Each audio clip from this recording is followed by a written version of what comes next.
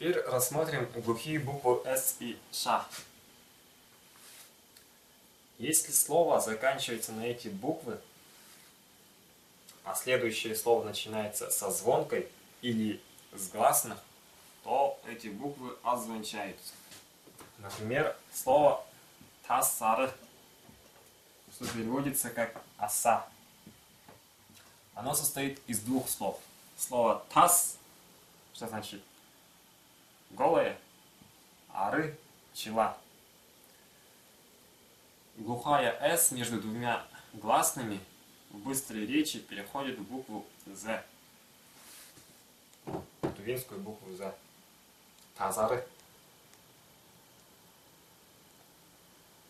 Вот.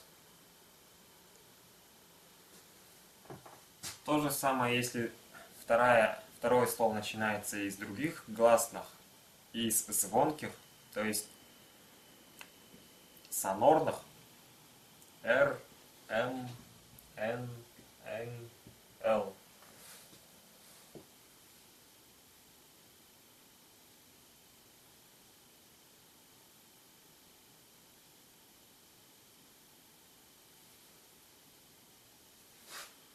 Например, слово «чаасмаажаакбүгин». «Чаасмаажаакбүгин».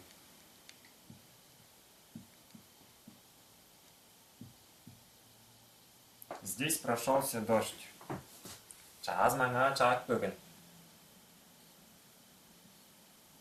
«С» переходит в звонкую «з» между двумя гласными, между гласной и звонкой буквой, сонорной носовой буквой «М». Так сказать, голос охватывает и глухую букву «С».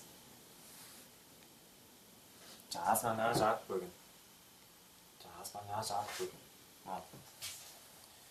То же самое и с буквой «Ш». Если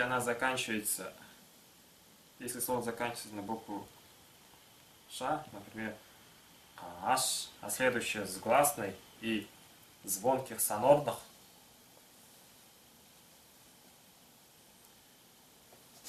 например, «аш», «альджи», «келген», «кажальджи», «келген», «ш» быстрые речи переходят в «ж». «Кажальджи», «келген», «кажальджи», «келген». Но это правило не распространяется, если вторая буква начинается с буквы «С» и «Ш», а предыдущая заканчивается на гласные и сонорные звонки. Например, «үшкү», «үшкүнүсар», «үшкүнүсар», «үшкүнүсар», «үшкүнүсар». «С» не переходит в букву «З».